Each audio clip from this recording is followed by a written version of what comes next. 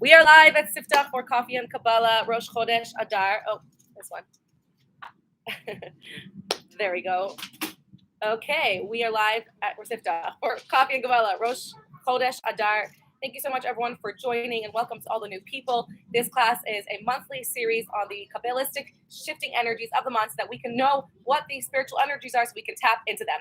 So this class, as usual, is mostly based on the Kabbalistic book of Sefer Yetzirah, which in this earliest Kabbalistic text, it actually goes through the different shift energies of the month. First, we learn about the name of the month, which is Adar. We learn about the zodiac sign of the month, which is the fish.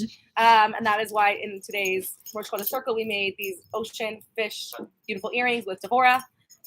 Then we have the letter of the month. Every month there is, Shem sends the energy of the month through one of the letters of the alphabet. And this month it's Kuf.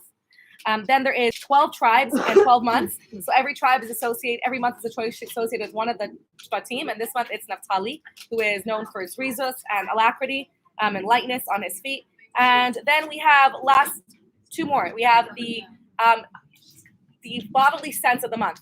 So last month, the bodily sense was tasting from Shvat. And this month, the bodily sense is laughter, which is different than joy. There's two different things. There's simcha, happiness, and then there's laughter. Simcha is more of an internal. Adar is known for Mishnechnas Adar Marbeh Simcha. We increase in simcha and joy. And this terminology of simcha is unique in that it's different than, there's many, many types of joy, and we're going to go through them. They're in your source sheets. But specifically, simcha is more of an internal feeling rather than outward expression. Laughter is the opposite. Laughter is an outward expression of joy. It doesn't even have to reflect. You can laugh even if you're feeling miserable inside, right? So laughter doesn't reflect your inner state, but necessarily, but it can affect your inner state. And simcha is more of an internal feeling that you won't necessarily know. You not necessarily does anyone need to know. It's something happening internally. So the physical sense that we're growing through this month is laughter. And lastly, the other thing Sefer Yetzirah tells us about this month is that there is the order of how Hashem's tetragrammaton Yud Hey Vav and Hey is arranged in this month, which in this month it's Hey Hey and then Yud and Vav. And what's interesting about that is that Hey is the feminine letters of Mekabel, of receiving. So something we know historically is that it says at the end of the Megillah, it says which means that the Jewish people fulfilled and accepted that which they had already begun to accept. And the Chachamim tell us that what was this? What did they fulfill? That when Hashem gave us the Torah, we were forced to accept it. Hashem held a mountain over our heads, forced us in a way to accept it, and only by Purim, thousands of years later, did we actually fulfill, and accept on our own accord the Torah from ourselves. Not because we're forced to, but because not we saw the revelation out of Egypt, splitting the sea, talking to us, and then of course we're going to get up and say Nasa v'Nishma. But now in Purim is when Hashem is completely hidden. Is when Hashem in the entire Megillah we don't even see Hashem's name, because in this story we didn't feel Hashem with us. We didn't see the salvation until the very end. And during this time, the Jewish people continued to commit and decided that we're going to commit to the Torah, not because we see the revelation of Hashem, but because we know that everything comes from Hashem. We know that everything is emes. We know that the whole world is created by Hashem, and we're going to commit to it, even though it's hard to see right now. And that takes us back to the name of the month, which is Adar.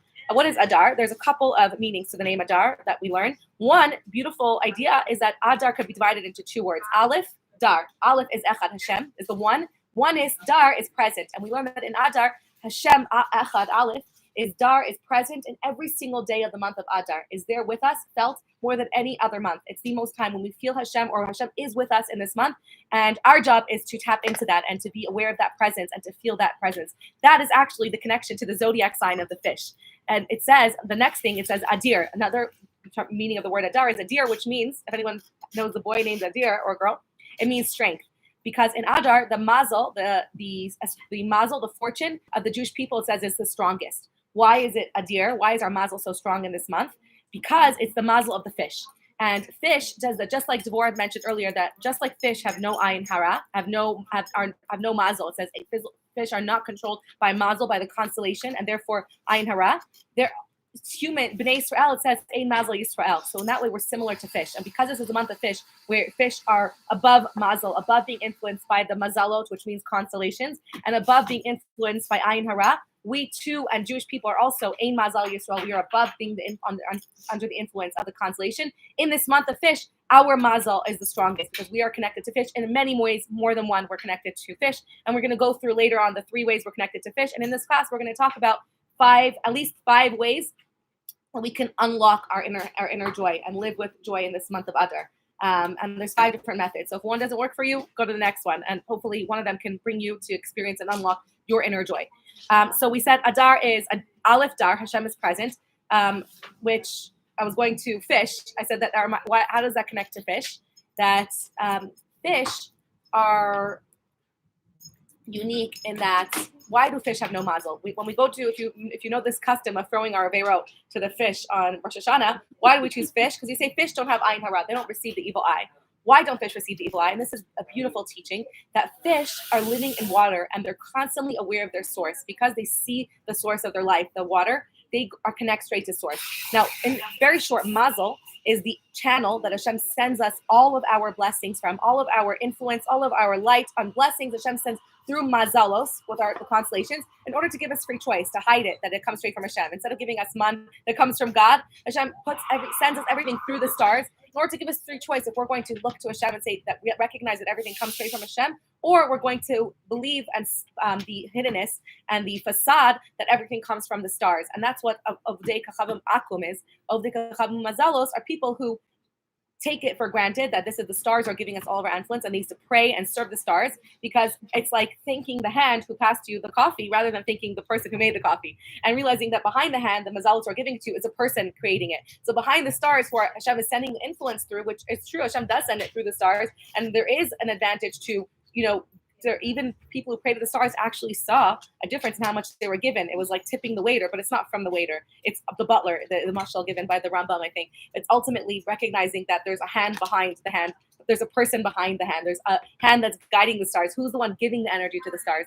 And it's that the Rambam says that the wise person is the Jewish people are the wise ones who are able to look beyond the mazalos. And in short, that is what it means, Ein Mazel Yisrael. That yes, we are influenced by mazalo, by the constellation, because Hashem sends it through us, and they have power. But we are able to surpass that, circumvent that, and override the influence of the mazalos if we can override the butler and go straight to the source, right? If you go past the butler or giving you the drink and go straight to the owner of the place, you could get it much straight from the source instead of going through the intermediary. And the Jewish person goes, Ein Mazel Yisrael means that we have the capacity to be able to see that the true source of all of our life force is from Hashem and override the intermediary of the mazalos. So yes, there is a level of influence, but we can't overcome that. And this power was given to us when Hashem took Avram Avinu out of his tent, and he said, and he says that he brought him above the constellation. I just blinked out on the words in the Torah, but it says that Vayotze Otso Achutza, he took him out from the influence of the stars. And even though the stars in that time predicted and it controlled the fertility, because one of the things that Hashem gives the power for the constellation to control is fertility, wealth, fertility, all of those things, fortune, luck, all marriage, all those things are controlled by the stars. So they said, how can we have children? Because the stars clearly are in control. And they say that Sarah and Avram can't have children. And Hashem said, I'm going to take you from above the control of the stars to the source of everything. So Ein Mazel Yisrael, in very short, is, and to summarize, is that not that we don't have mazel, we have mazel, but our true mazel influence comes from ayin. So Ein can also be said as ayin. The whole world is created yesh me'ayin. Ayin is Eino Movado. It's the source of all life. So our true mazel, Ein Mazel Yisrael, is that ayin is the mazel of Yisrael. What gives us our fortune? Ayin, the source of all life. And that's where we get our true mazel. We can go to that. We connect to the source of all life force, and we're no longer limited by the constellation. So that's why even if somebody is under the natural order of the stars or the constellations, is not supposed to have children or have good fortune, we can override that by going to the source of the energy, which is ayin. And the connection to Adar, and this specifically, is that in Adar, it's because fish are blessed. One other thing about fish is that fish are blessed with to be fruitful and multiply. Fish are known for their fertility. About fish, when Hashem created fish, it says pru urevu umilu etayam. Be fruitful and multiply. And fish are known to are able to be very fertile. They have many babies at once. They can drop 100 eggs and then leave, and then it gets fertilized. They don't have to deal with all the pregnancy and labor and all of that. They just have their eggs and leave. So they're blessed with easy fertility, with easy fertility and birth.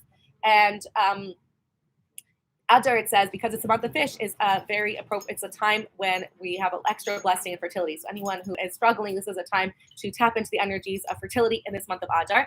And one thing that's interesting is that it says that Sarah, and when Sarah was blessed with fertility, because it says in the stars she couldn't have it, it says she laughed. Some commentaries say that was negative because she didn't believe, she didn't have emunah, so she laughed. She said, how can I have children? But on a deeper Kabbalistic level, they said that her laughter was actually the power to break the boundaries that didn't allow her to have children. Because we say simcha paretz gader, laughter or joy breaks all boundaries. And we have boxes and we have limitations, but laughter is the highest level of the human form, as the highest human expression that we have, higher than all other human expressions. And laughter gets to break the form of all human limitations. When you laugh, you just break out of being stuck in a state. And I always give this example, and I would love for you guys to share me better ones, but my best example that comes to mind is when my husband and I are arguing and I'm like very stuck in like a very bad place, and then he'll just crack a joke, and then like I burst out laughing and I'm like, I'm not gonna laugh, and then I can't be mad at him anymore. It just breaks your state and it gives you a complete state change. If you can crack a joke, and actually in advertising, the companies say that if you can make your client laugh, you have them. If you can make your audience laugh. So that's what they're always trying to do. If you make you laugh, you have them, and they're going to be open to anything you say. So laughter breaks those boundaries, and scientifically and spiritually, laughter can break Gzeirot in Shemaim. So another place, by the way, I'm going in a lot of circles, but another place we see that laughter is the highest level of human expression is that Adar is the 12th month. So we have 12 different bodily sensations that we grow through in each and every month, right? In Nisan, we have freedom and laughter, tasting, dreaming, listening, seeing, anger, all these growths. And the 12th and last and final highest one is laughter. It's the highest level of human expression. It comes from a higher place of chachma and intelligence, because it can even take you above your level of intelligence and break you out of any limitation. So anyways, that was just to share about how laughter is the key to breaking form as well, and breaking out of the limitations of the constellation, limitations of the natural order of things. So taking it back, so we said Adar is Aleph Dar, Hashem is present, and we said that that's something we learned from fish, that just like fish constantly feel the connection to their life source at all times, and that is the true reason they don't have mazel. The reason they're not influenced by ayin hara and mazel is because they live in their source. And they don't have to go through the channels of the mazel, because they see the source of everything. They feel it. And on land, we don't necessarily feel that. We don't necessarily constantly see. We're not breathing in the water. We're not experiencing and visually feeling tangibly the source of our life force. There's 100 steps between the food that we ate and the place where it came from, between the life source that we bring. Sometimes we even forget that we're breathing. It's not something we're consciously doing. Sometimes we have to remind ourselves, like, take a deep breath, right? Reminding you guys. So that is why Aleph Dar, that Hashem being present in our life, is something that we can learn from fish, and we can experience in this month of fish to feel just like fish. We can feel tangibly the connection of the presence and our life source, and how Hashem is Dar and present in every single sheet. I think I brought this to you in your sources. By Bereshit, Perak Al, no, it can't be Perak Aleph, but by Yavarach Otam Elo. Bereshit 48:16. Hamalach HaGoel, this is the blessing of Yaakov to Menashe and Ephraim, and he blesses them, and he says, Hamalach HaGoel Simi Korah Yivarach Esami Aaron Bahar V'Hem Shemi V'Shem Avosai Ever Miatzlach Yaakov. And then here we get this part about fish. The Yidzgu Larov, which means you should, like, the Yidzgu is from the word dag, which is fish. Larov, multiply like fish. B'Kerev Haaretz. And the Chassidus tells us that the deeper message here was that you should multiply like fish, B'Kerev Haaretz, that even though that you should have the awareness of fish to their source of life, B'Kerev Haaretz, even when you multiply and increase and expand on earth, you should bring with you that awareness of God, of Aleph Dar, that Hashem is the true source of your life, that we should be able to have that. And tying this into Mashiach, this is ultimately what Mashiach is. It says in the Navi that when Mashiach comes, Umala haaretz deya es Hashem, that the world will be filled with the knowledge and awareness of Hashem, kamayim layam machasim, like the waters cover the ocean. That just like in the ocean, you feel the awareness of your source of life. If you're a fish or a mermaid or merman, then you're constantly. By the way, there's a source in the Gemara for mermaids. So, really? Yeah, someone showed it to me. Yeah, it's cool. So, there's and unicorns. There's a medrash about unicorns too. It's not a nice one. Unicorns the Tachash. Yeah. And also So when Mashiach comes, we're going to experience the awareness of Hashem. The Rambam says that we will have the same exact world that we have now, but it'll be completely, all it will be is that the Aleph in Gola, so Galus and Geula are almost the exact same word. Gola is Galus, is the root word of Galus, and Geula is the same exact word that Aleph put in. And the Rambam says that it's the exact same world we live in, but with the Aleph. The Aleph is like Adar, is the Aleph, is Echad, is the awareness of oneness. If we lived in the same world we live, but every single human was tangibly feeling God in every moment of their day, in every single encounter that they experienced, in every human they experienced, everything that happened to them, if every human felt that, we would have a different world. There would be no jealousy. There would be no competition. There would be no feeling of anxiety, of fear, of sadness, of war. How could there be if you're always feeling God is with me? God is giving me everything that I need. Everything I have is from God. What you have is yours. This is your land. This is my land. We don't need to be, because I know that Hashem is infinite and has enough to give me and you. There would be no competition, race. It would be even the animals would be peace. It would be a completely different universe. It would be enough and abundance for everybody, because that sense of competition comes from not recognizing that Hashem is nurturing me and giving me everything that I need and holding me like when you're in the water and you're aware that you're being held by something, that something's holding you and lifting you and carrying you. And we don't experience that on this world of separation, on this olam of Helem, right? The world of, you always say, the world olam comes from Helem, which is hiddenness. So that was the when Mashiach comes, really going to be like experiencing the world, the same world, but with the awareness of like being in water, feeling tangibly that love from Hashem. The last two more meanings of the name of Adar, or hints of the name of Adar. One is that Adar is Aderet, comes from the same root as Aderet, which is a cloak, which is a reference for the a few things. On one level, it's the masquerade that we dress up in Adar. There's a lot of depth and Kabbalistic depth to dressing up in Purim. And another one, and Aderet is, I think there's a pasuk that says, "V'lo yekanaf od morecha," about Mashiach. That in the times of Mashiach, "V'lo yekanaf," Hashem will no longer kanaf, cloak. It will no longer be cloaked and veiled in this garb, because in this world we have Hashem with us all the time, but we don't feel it because Hashem has so many veils of tzimtzum, of coverings, and like the mazalos are one of the many layers of coverings that don't allow us to feel it, so that we can have and experience that free choice and choose to find Hashem, to seek out Hashem in this cloak, in this world of darkness, in this world of Haleb, in this Aderet. So we have this idea of Aderet being a hiddenness, but also it gets really deep, and that's we'll talk about it later. The last thing in Adar is that very Kabbalistic, that Adar backwards is Reish Dalet Aleph, which is an acronym for a term that means Reisha Delo is Ada, which is the unknowable head. Reisha, the head, Delo, that's not, is Ada known. The head that isn't known. It's the source of all life. It's the source. It's like the Keter, the source of before creation of Ayin, really. The Ayin where everything is possible. The not unknown where the possibilities are endless. And that's actually the power of dressing up. That the idea of dressing up is that I can be anything, that I'm unknowable. You don't know, masquerading is like covering who we are so that we can be anything we are, to experience like the depth of who we are at our core. So it covers your external, so you can experience who you are on a deeper level. So it's unknowable because you're not seeing my external, you're getting to see my internal. But on another level as well, when I can dress up, it's like the tapping into that level of the of Ayin, of like before creation, where everything is possible. When I could dress up, it's like a little kid and an adult being able to be anything I want to be. In that moment, I can dress up and put on the cloak of any superhero, ninja, kala, bride, whatever it is you wanted to be when you were little, whatever animal you feel like you want to experience, you can be anything. So it's a possibility of anything. And that's another one of the energies that is present in Adar. Okay. Now, moving on to Simcha. Like we said, there's a difference between Simcha and laughter. We're first going to talk about Simcha, which is the internal state of happiness. The Gemara tells us, Mishanichnas Adar, Gemara Tainus, this is in your source, by the way, we're on number 2. Gemara Tainus 29a says, Mishanichnas Adar Marbin B'Simcha. I'm sure we've all heard this, right? Because we sing it all day. What does it mean? From Mishanichnas Adar, from when Adar enters, Marbin B'Simcha, we increase in joy. On a literal level, it means that every day of Adar, we have more and more happiness. And Chachamim say that each day there's increasing of happiness. And now this year, we have a double Adar.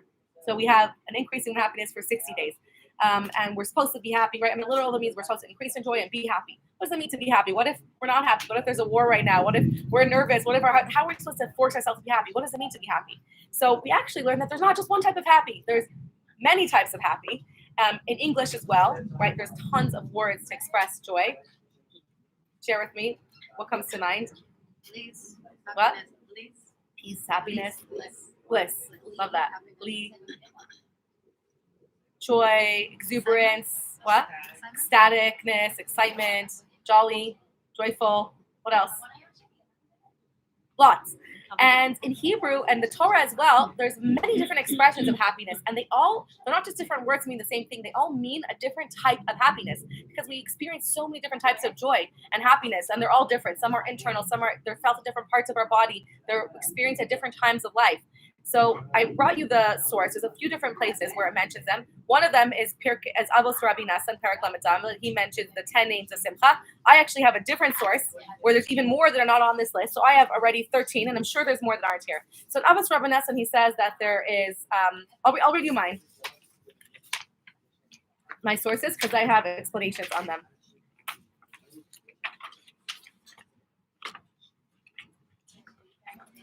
Okay. Sason and Simcha, are the first two, right? We say Sason, Simcha, Smechem, Beveim, Sason, Mevoam. They're often linked together.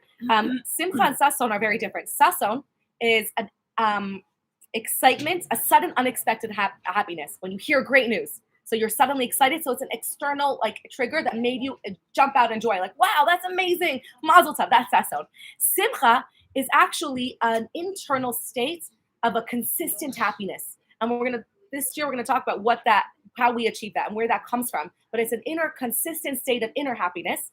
Then we have Osher. Osher is a gratitude, a happiness at being grateful and at all the things that I'm blessed with, all my blessings, and just feeling like lucky, feeling so blessed, right? I'm blessed. So that's what Osher is. Ora is another term of happiness. It means light or happiness. Gila is an exuberant outburst of joy, like singing in joy. When you suddenly burst into song from a sudden feeling of joy, that's Gila. Or discovering something, the joy at discovering something new. Like, wow, I found the answer, or I got a new idea. That is the experience of Gila. Rina is experiencing a refreshing happiness, right? Like a liranen is to refresh your soul. So when you have a refreshing happiness, that's Rina.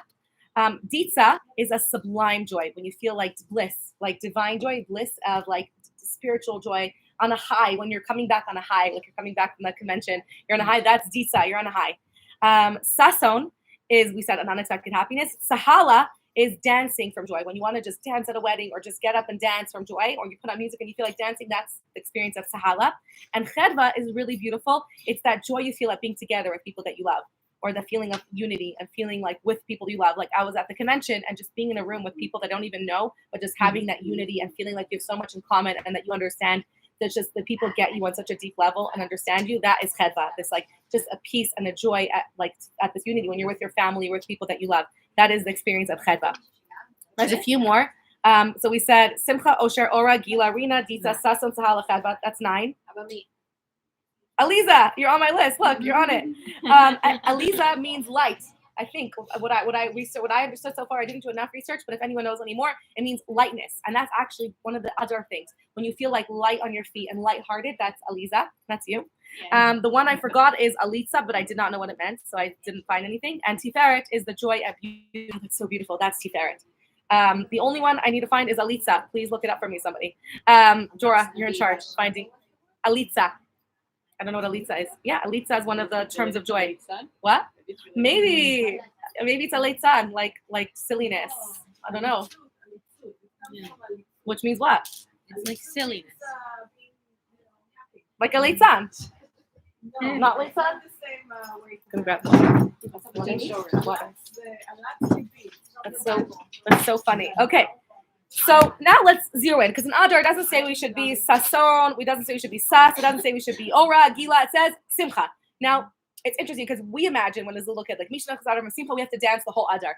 But that's not sustainable. And what differentiates Simcha from all, thank you so much, was from all these other expressions of joy, is that Simcha, all the other ones are more temporary feelings of joy that are triggered by something external, but they're not sustainable long term. You cannot be dancing all day, or you'll be manic, right? And you won't be well if you're dancing the entire day. If you're singing nonstop, you'll drive people around you crazy. Most of these outward expressions of joy are not sustainable. So no one expects you to come into Adar, even though there's so much heaviness around, and just start dancing all the time. So translates as gaiety. Gaiety, right? It's like litzad, being gay, like silly, frivolous, just like feeling like, yeah, yeah, frolic. It's a frolic in the meadows. Mary. Aliza's Mary? Aliza, you're Mary. There's so many different words. So the one thing about simcha is that simcha is different than all of these, and that simcha is something that's a sustainable happiness. It's not as a happiness that's triggered on an external expression that comes from something outside of you that you need. That those things fade because let's say you have good news. Eventually, you're gonna come home and your house is a mess or whatever it is. It triggers you, and everyone's yelling, and then you're gonna fall. But simcha, it tells us we can actually experience every single day of Adar all the time in general. But specifically in Adar, we can experience that because it's an internal state of happiness that's sustainable and can be consistent, and we can consistently feel. So now we're going to talk about how do we achieve the simcha, what is it, and how do we get to it, and what does it come from? So first we'll talk about the word where we see. Let's look in the Torah and see where we see the word simcha. So in your sources, I brought you 3 different times in the Torah where the word simcha is connected to. Like I said, letzes. That's why I said if you have to leave, don't worry, because simcha is connected to the word letzet, which means to leave. So 3 times. In keladon in davening on Shabbos, we say semechim b'tzeisam v'sasim b'voam. Right? Someone comes, a new reunion, you're sas, you're overjoyed. When you leave, when you have to leave, you're sameach. So we still don't know what it means yet, but we know that it's connected to tzeisam, to leaving. Then we have in Yeshayahu a pasuk that says ki v'simcha seitzeu. Have you heard this? Ubishalom tuvalun. With joy you should exit. You should leave, letzet. And then we have Zevulun Amar in the bracha of Moshe in Vizosa bracha, in the end of the Torah. We have a bracha of Moshe to Zevulun. It says Samach Zevulun, be joyful. The word Sameach b'tzeisecha, with your goings, right? So what is with the going? We're like just so thrilled everyone's leaving. Who's leaving? Where are we going? So the word say is connected to simcha, and we want to understand what that means to say and what that means to leave. So that actually, by the way, connects to there's a lot of levels to this idea. So this is, by the way, I said we're going to go through 5 types of joy. We said that let's say this is number 1 was the experience of feeling God in every moment of your life, like a fish, and being present and connected to your source. That's number 1. This is going to be number 2, simcha through leaving, through set. Now, what are we leaving? So what's interesting is that everyone's in the pursuit of happiness, and most of we wake up in the morning, if we're sad, we're going to try to fill ourselves with happiness. And from my experience of life, there's at the core of our soul is like a hole or an emptiness that we're constantly trying to fill. And I'm not clear what it is. And my feeling, it's for my thoughts, it's to me at least the neshama, trying to reconcile or reconnect with like her source, with her oneness of Hashem. That neshama feels so distant from Hashem in this world of like separation, and is trying to feel one with God, one with herself, to reconnect our soul. And there's this hunger or this empty feeling at our core. And I feel like we spend a lot of our lives, or most of our lives, trying to fill that hole with food, social media, followers, likes, whatever it is, clothing, shopping, things, or searching from a young age, from a teenager, to fill that need. We're feeling empty inside. I feel like, what can I do now to fill this? I need to move. I need to run. I need to do something to fill that hole. There's different, I don't know. We could bring another time about where that hole comes from, because I'm not clear. But there is that feeling of like, I need to feel something. But the truth is that what's more food, more clothes, more nice, more cars, more houses, more trips, more vacations, I'll feel more full. But the truth is that science, in the studies that are done, it's actually the opposite. That the more wealth someone has in the more affluent countries, the rate of depression is way higher. And you would think that you have higher levels of happiness and people that are comfortable, that have everything that they want and need, but it's the exact opposite. In our generation, we've never had as much materialistic things, objects as ever than any other generation before. It just goes more. In the olden days, people had 3 dresses or outfits, and now we have so much more. But if they studies show that we're so much less happy, and it's just crazy. And in America, the countries that have more, the suicide from depression are higher. And the more someone acquires, the more miserable they are at their core, because they're trying to fill something that's never going to be filled by materialistic wealth, because that's not what they're looking for. That's not going to fill that hole. That hole is looking for meaning and for connection, for oneness, to feel that connection, to feel my neshama, to feel a purpose, a sense of purpose. And that's what it means, sameach b'tzeisam, that it's actually the opposite, that instead of trying to fill that with like, my go-to is like, I go on AliExpress and I try to like buy something, I'm like, that will fill my hole. But the truth is that if we really think about it, what am I feeling? What is that hole I'm trying to fill? I'll try and think about what will make me sameach. And the Torah tells us that it's sameach is connected to tzeisam, to leaving. Leaving what? Say, like going out means going out of yourself. So there's a lot of levels to this. So this is going to give you, literally, this is like 3 different levels of how you can acquire an inner state of joy and happiness, and inner contentedness and simcha in your soul at all times. On the lowest level, say, is a hint and a reminder to go out of your place physically, to physically leave, physically moving your body from from one room to another room. If you're in a negative place, if you're in a horrible place, you're feeling really bad, triggered, anxious, sad, depressed, angry, literally leaving the room to another room or going to another house or walking outside will physically give you a state change. Suddenly you won't be locked in because that room is holding all those negative energies. So say tells us if you want to unlock simcha and you're not able to because you're surrounded by your own negativity or being stuck in a bad place, just leave the room on one level. On another level, move your body. And this is obviously, Devorah is a dance teacher. She knows that dancing and movement is medicine. It's one of the best medicines we have. Exercising or turning on music and dancing, going for a walk, going for a jog. It literally is medicine to take us out of a negative state and move us into new spaces of new energies that can come. So Say tells us to move out of the room. Literally, if you can't go outside for a jog or put on music and dance, go to a different room. It is magic. Again, when I'm in a bad place or an argument with somebody and I go to a different room, I'm like so much more open after. I'm like, okay, I could see things more clearly. I'm less like stuck in a horrible downward spiral. So it can break your downward spiral, leaving your room. On the next level, Say, is actually moving your body. So dancing, moving your body, taking a walk, taking a jog. So that is on the basic level of what Say teaches us. That simcha, the key to unlocking simcha is movement, physical movement, moving your body, walking, leaving that room, right? So level 1. Level 2 of Say, of how simcha and leaving could bring us to joy is that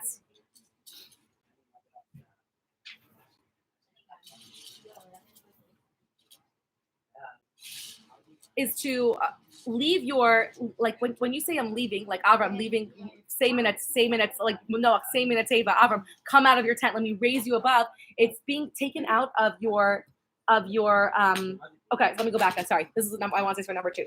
There's a beautiful story I just saw online of a principal. I don't know if it's true or not, but a principal who had her entire school blow up a balloon and write their name and tie it to the balloon.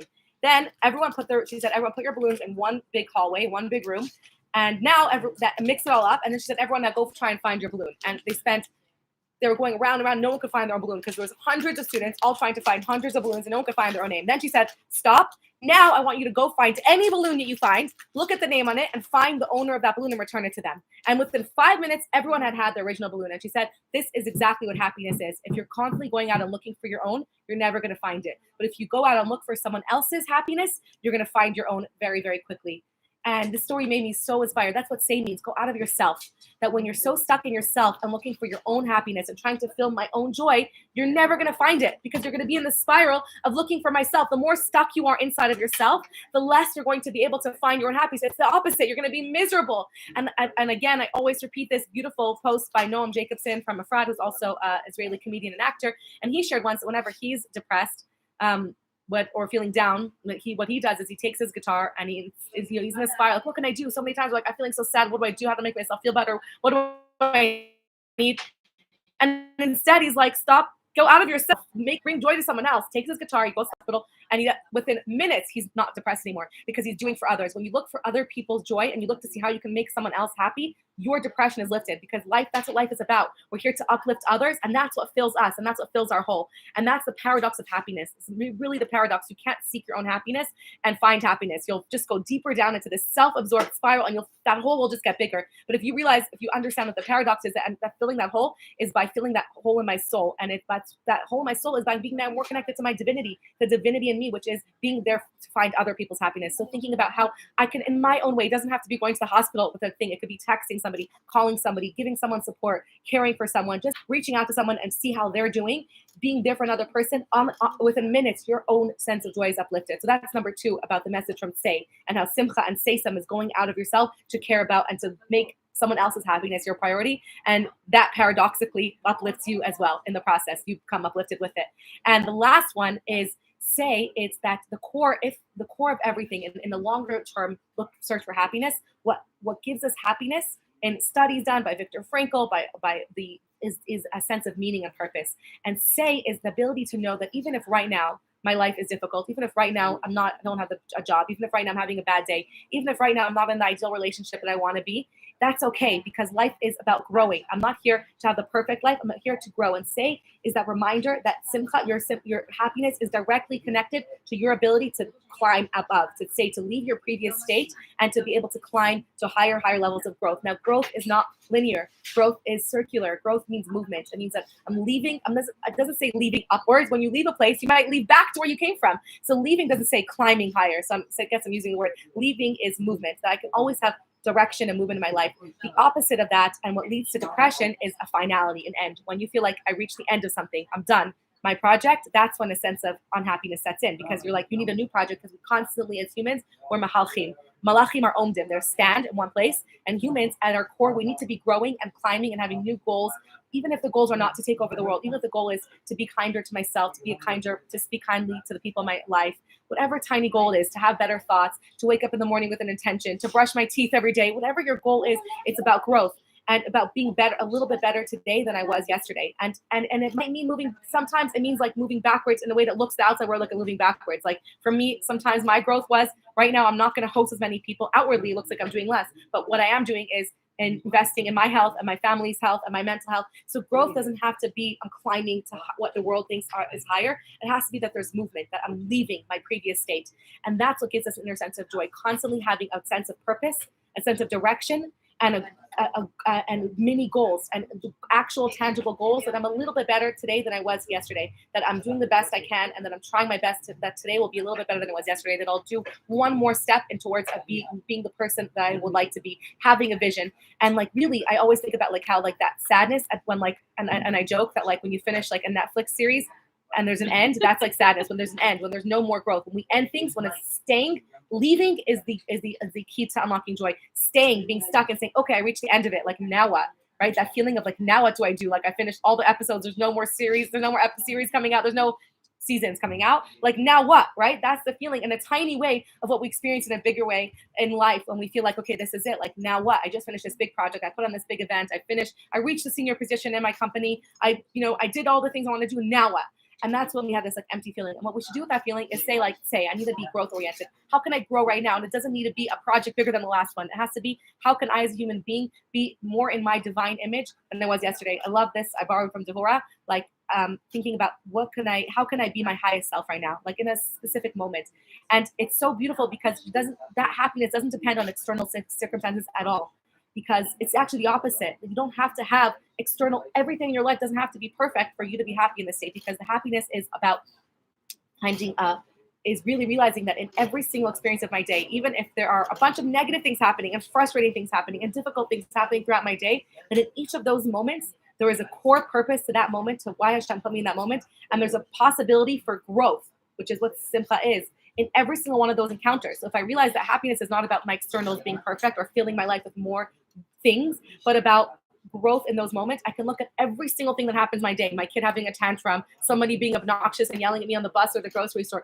That's an amazing opportunity to find happiness, because in that moment, I can find growth. I can see, how can I grow from this moment? Someone's yelling at me at the grocery store. How can I exercise trust in Hashem, turning to Hashem? How can I exercise, patience for another person, maybe exercise more love into my inner self, building myself up to not be, have more confidence, to know that, what they're saying is not a reflection of me, etc. There's so many opportunities in every detail of your day. You're stuck in traffic. That's an opportunity for growth, to be present, to take deep breaths, to overcome that moment. There's always an opportunity for growth, and therefore an opportunity for joy, regardless of our external situation. And that is truly how that kind of simcha we can have at every single stage and every single day in Adar. And Adar is just the beginning for the rest of our year. Adar is just the time when we work on growing that midah, on that trait, on that inner state of tapping into our inner state of joy through growth in one of those areas. And I love those 3 steps of, say, leaving the place, or say going out of yourself, and then say having a way that you can grow in every single moment of your life.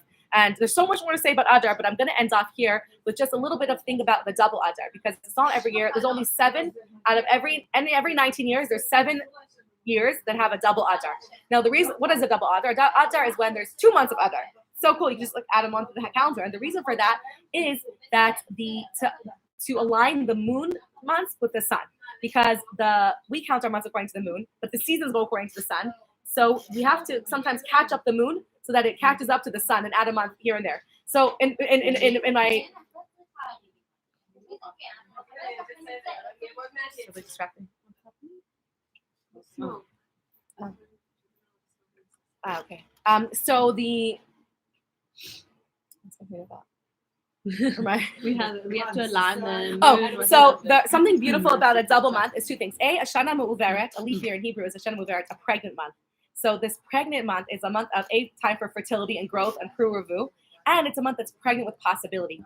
So going back, we said that the 12th month is the highest month. It's the completion of all the months, and it's also the time when we tie up the loose ends from the whole year. So this is a time to filter out, to go through all the months of the year, and before we enter this new birth, this rebirth of Nisan and come into the new year, we want to it's the cheshbon and nefesh of Elul. We do a cheshbon and nefesh of sheshuva. In Adar, instead of going through all of the fixing up any negative things throughout our year through Teshuvah, we actually do it through Simcha, that we crease over and smooth over anything that's sticking out of us. We go through the year and we think about in the last 12 months, anything that's giving us that's not letting us be our happy selves, that's blocking us from being our highest self. We go through any bumps or things that we didn't work through yet, and we work through it by overcoming it. Specifically in Adar, the way we do it is through Simcha. So going back to Misha Nifnas Adar Marbin B'Simcha, by the way, I totally went in circles here. It says that there's lots of ways to achieve Simcha. There's not just one way to achieve Simcha. There's so many ways, like we said, there's just in the word say, there's so many ways to achieve it. And in fact, in Av, in the sad month of the year, it says Misha Nifnas Av Mim'atzim B'Simcha. And the Chachamim actually, Chassidus tells us in Kabbalah that we decrease, and literally means we decrease in joy, but the Chachamim tell us we don't decrease in joy, that in Av, the way we achieve Simcha is through miut, Mim'atin b'Simcha. We achieve Simcha through miut, through decreasing in outwardness to get to our core. And in Adar, there's a different way to achieve Simcha, and the way we achieve Simcha in Adar is through Marbin, through increasing. And that goes back to, tying back to the word Marbin, to increasing, to the word Pru-Revu, to what it means by the fish bait, multiplying, to going out of yourself. So I wanted to tile that in the bracha of the fish, we say Pru-Revu. Both of those words mean to increase and multiply. Those are the Chachamim telling us that the way to achieve and unlock Simcha and Adar, and really Simcha, to smooth over and to go back and I don't know the word, erase or transform any negativity of the past year into Simcha.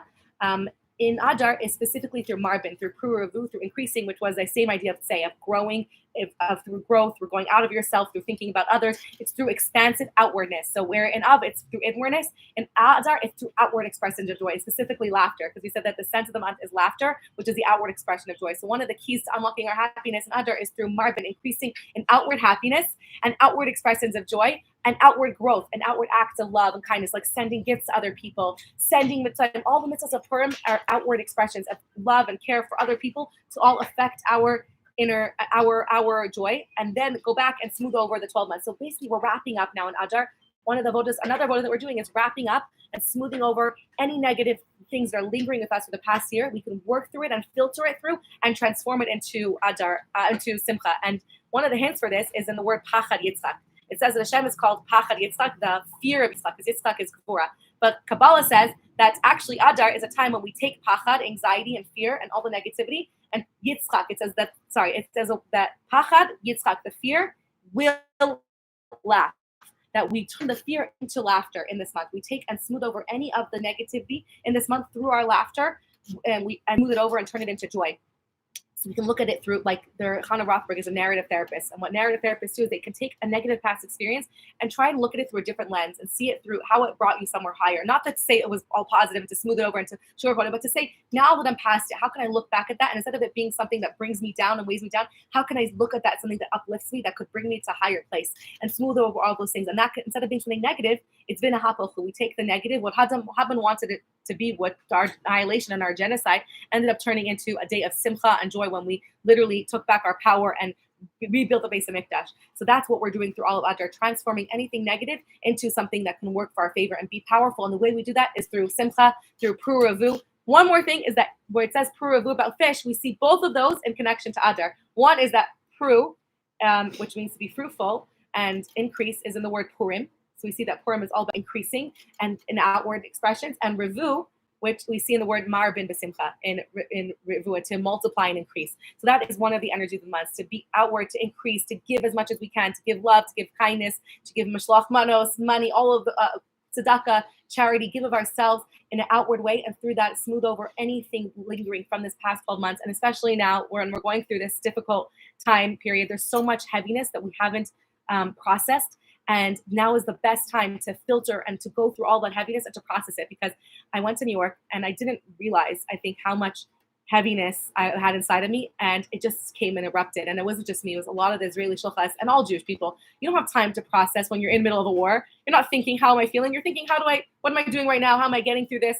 But take this time to just bring up some of the feelings, the pain, the difficulty, the trauma, anything that might be trapped in your body, and let it come out through dance. Let yourself dance it out, like that video I made of shaking it out. Turn on music, shake it out, and say, let me get this trauma out. Allow it to, overflow me with happiness. And joy that overflows comes out in laughter. Joy that's small. That's what laughter connected to simcha. When your joy is so great, it overflows, and then it comes out of the body and it erupts into laughter.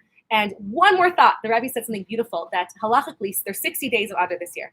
And in halacha, 60 is the number that is batal negativity. In kashrus, if a drop of milk falls into a pot of chicken soup, or a drop of chicken soup falls into a pot of milk, if there's 60 times that amount, it's batal and it's still kosher. So if you have a drop of milk in a pot of chicken soup that's 60 times or more the amount, then it's still kosher, because it's batal, it's bishishim. So he says that in the Adar, when we have 2 months, any negativity from the past 12 months is batal bishishim. It's nullified by this 60 days of joy. So 60 days of joy is mevatel and nullifies anything negative.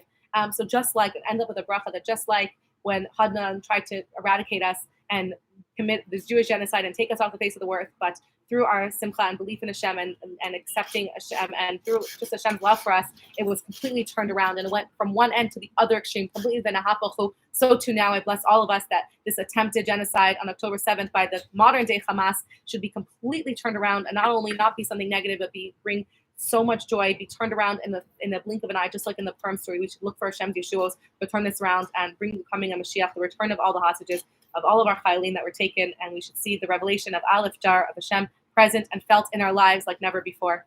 Amen. Thank you for joining. Is there any loose ends I need to tie up?